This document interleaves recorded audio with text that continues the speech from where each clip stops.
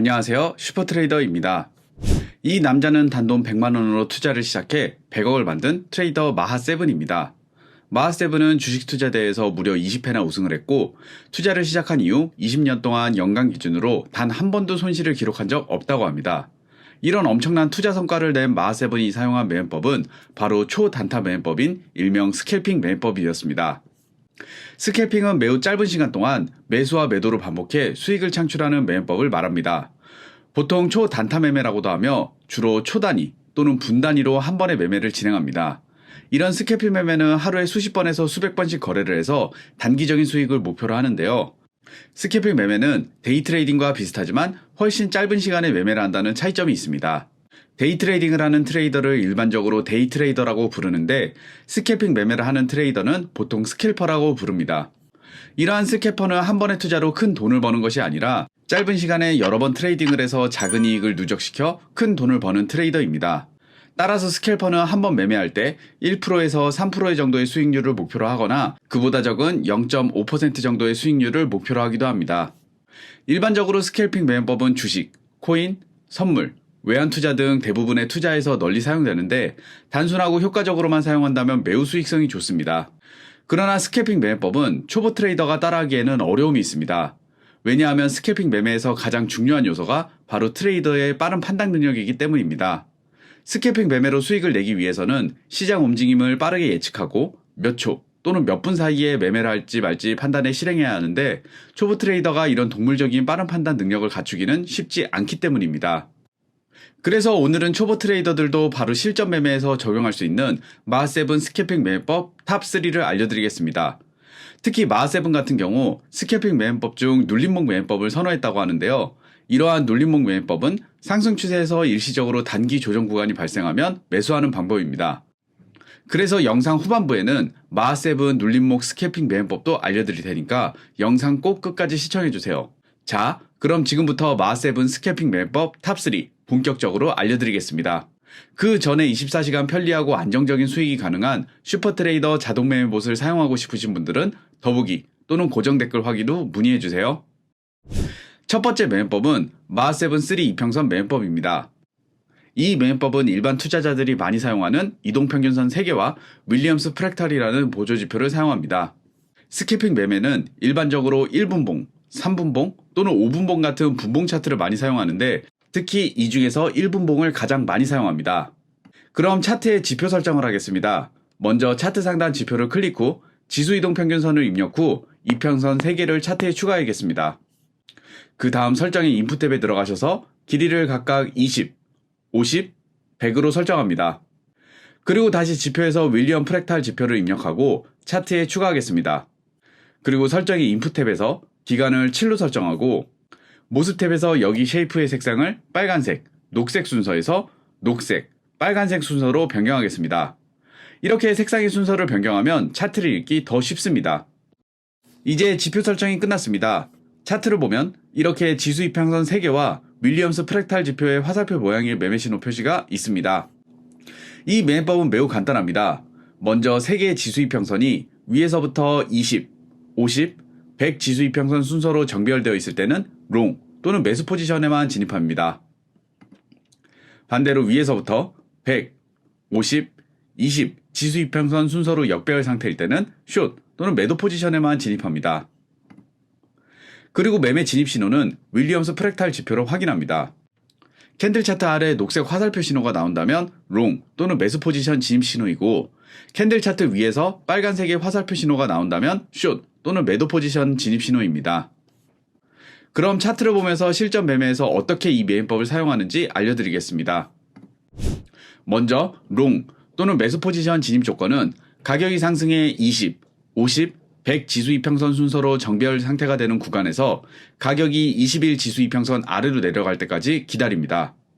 가격이 20 지수 이평선을 하향 돌파 이후 윌리엄스 프랙탈 지표의 녹색 매수 신호가 나타나고 가격이 다시 20 지수 이평선을 상향 돌파하면 롱 또는 매수 포지션에 진입합니다.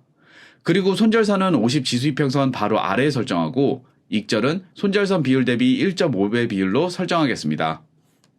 그리고 만약 가격이 윌리엄스 프랙탈 지표의 녹색 화살표 매수 신호가 나타나기 전에 계속 하락해 50 지수 이평선을 하향 돌파한 후 녹색 화살표의 매수 신호가 나타난다면 가격이 다시 50 지수 이평선을 상향 돌파하는 캔들 종가에서 롱 또는 매수 포지션에 진입합니다.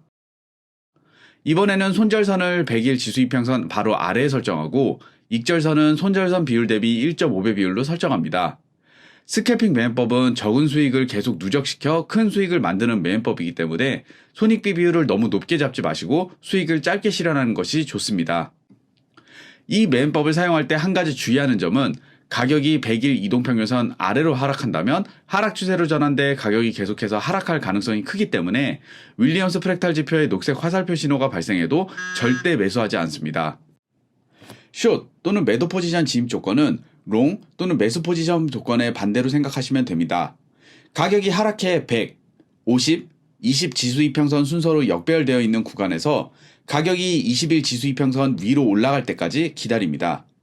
가격이 20 지수 이평선을 상승 돌파 이후 윌리엄스 프랙탈 지표의 빨간색 매도 신호가 나타나고 가격이 다시 20 지수 이평선을 하향 돌파한다면 숏 또는 매도 포지션에 진입합니다. 그리고 손절선은 50 지수 이평선 바로 위에 설정하고 익절은 손절선 비율 대비 1.5배 비율로 설정하겠습니다. 깔끔하게 익절하는 모습을 볼 수 있습니다. 스캘핑 매매는 매매 기법도 중요하지만 트레이딩 규칙을 정하고 철저하게 실행하는 것이 더더욱 중요합니다. 그리고 스캘핑 매매는 순간적인 판단 능력이 굉장히 중요하다고 말씀드렸는데 이러한 판단 능력을 키우기 위해 소액으로 많은 트레이딩 연습을 하기를 권해드립니다. 두 번째 매매법은 마7 눌림목 매매법입니다. 이 매매법은 이동평균선 2개와 RSI 지표가 필요합니다. 이 매매법 또한 초보자가 간단하게 사용할 수 있어 처음 스캘핑 매매를 하는 트레이더들에게도 적합합니다. 먼저 차트에 세팅하는 법을 알려드리겠습니다. 차트 상단 지표에서 단순 이동평균선을 입력하고 두 번 선택하셔서 단순 이동평균선 2개를 차트에 추가해줍니다. 그리고 설정의 인풋 탭에 들어가서 길이를 각각 10, 그리고 34로 변경해줍니다. 다시 차트 상단 지표에서 RSI를 입력하고 차트에 추가해줍니다. 설정의 인풋 탭에서 RSI 길이를 10으로 변경해주시고 모습 탭에서 RSI 어퍼 밴드를 55로, 로어 밴드를 45로 변경하겠습니다. 이 매매법에서는 이동평균선을 활용해 추세를 확인하고 RSI 지표로 매매 신호를 찾습니다. 특히 이동평균선을 2개를 사용해 단기 추세 지표로도 사용하는데요. 특히 12평선과 34 이평선이 교차하는 지점은 가격의 최고점과 최저점을 정확히 포착하지는 못하지만 단기 추세 전환이 발생하는 지점을 찾는 데 큰 도움이 됩니다. 이렇게 2개의 이동평균선이 교차하는 지점에서 3가지 중요한 것을 확인할 수 있는데요. 첫 번째는 가격이 어느 방향으로 움직일지 알 수 있고, 두 번째는 단기 추세에서 매매 진입 타점이 어디인지 알 수 있고, 세 번째는 언제 추세 반전이 될 수 있는지를 알 수 있습니다. 또한 RSI 지표는 추세의 강도를 나타내줍니다. 추세의 모멘텀이 강할 때는 가격이 동일한 방향으로 계속될 가능성이 높아집니다. 그리고 이 차트에서 보는 것처럼 RSI 지표가 45와 55 사이의 범위에서 움직일 때는 가격이 횡보 구간을 나타냅니다. RSI 선이 55 이상에 있으면 시장은 상승 추세에 있는 것으로 간주하고 반대로 RSI 선이 45 이하에서 움직이면 가격이 하락 추세에 있는 것으로 간주합니다. 그럼 차트를 보면서 이 매매법을 실전에 어떻게 사용하는지 알려드리겠습니다. 먼저 12평선이 34 이평선 위에 있을 때는 단기 상승 추세입니다. 그리고 단기 상승 추세에서 RSI 선이 55선 이하로 하락할 때마다 다시 반등하는 모습을 볼 수 있는데요. 따라서 이러한 단기 상승 추세에서 우리는 RSI 지표가 55선 이하로 하락한 후 다시 55선 이상으로 올라가는 시점에 롱 또는 매수 포지션에 진입하면 됩니다.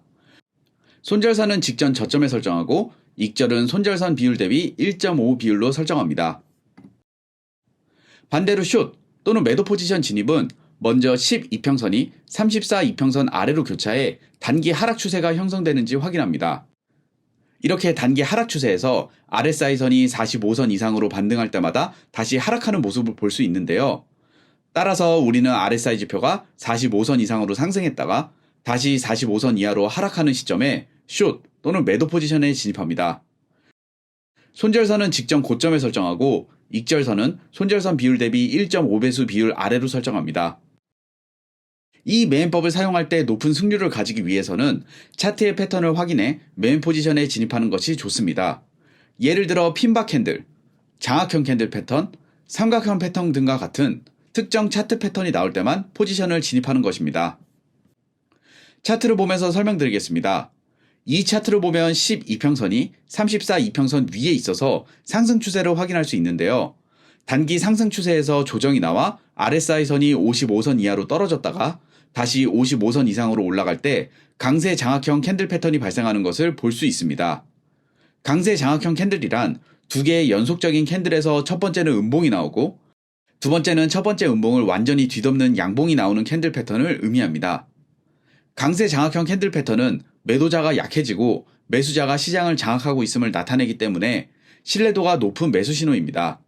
따라서 우리는 여기에서 롱 또는 매수 포지션에 진입하겠습니다. 손절선을 직전 저점에 설정하고 익절선은 손절선 비율 대비 1.5배수 비율 위로 설정합니다.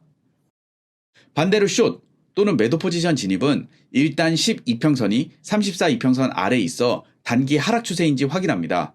그리고 단기 하락 추세에서 반등이 나와 RSI 선이 45선 이상으로 상승한 후 다시 45선 이하로 하락하는 것을 확인할 수 있습니다.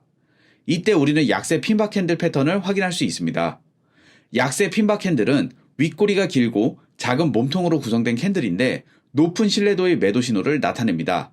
따라서 우리는 여기에서 숏 또는 매도 포지션에 진입하겠습니다. 손절선을 직전 고점에 설정하고 익절선을 손절선 비율 대비 1.5배수 비율 아래로 설정합니다. 마지막 세 번째 스캘핑 매매법은 볼린저 밴드 스캘핑 매매법입니다. 이 매매법도 매우 간단합니다. 먼저 차트에 볼린저 밴드 지표를 추가하겠습니다. 이 매매법은 볼린저 밴드 상단 밴드, 중간선, 하단 밴드를 활용한 매매법입니다. 먼저 롱 또는 매수 포지션 진입 방법을 알려드리겠습니다. 이 차트에서 보는 것처럼 가격이 상승해 볼린저 밴드 상단 밴드를 여러 번 터치해야 합니다. 그리고 가격이 조정을 받아 볼린저 밴드 하단 밴드까지 하락하고 다시 볼린저 밴드 중간선까지 상승했다가 재차 하락하는 것을 확인하실 수 있습니다. 그럼 우리는 이렇게 가격이 볼린저 밴드 상단 밴드를 마지막으로 터치하는 지점과 중간선에서 터치한 지점을 잇는 하락 추세선을 그릴 수 있습니다. 그리고 이 추세선을 캔들이 상승 돌파하는 시점에 롱 또는 매수 포지션에 진입합니다. 손절선은 볼린저 밴드 하단 밴드 아래에 설정하고 익절선은 손절선 비율 대비 1.5배수 비율 아래로 설정합니다. 이 매매 전략 이외에 100억 투자 고수의 트레이딩 비법 전자책을 받고 싶으신 분들은 하단 더보기 및 고정 댓글 확인 후 신청 부탁드립니다. 지금까지 슈퍼트레이더였습니다. 궁금한 점이 있으셨다면 언제든지 댓글에 질문해주세요. 질문에 답변해드리겠습니다. 이 영상이 도움이 되셨다면 좋아요와 구독 부탁드립니다. 감사합니다.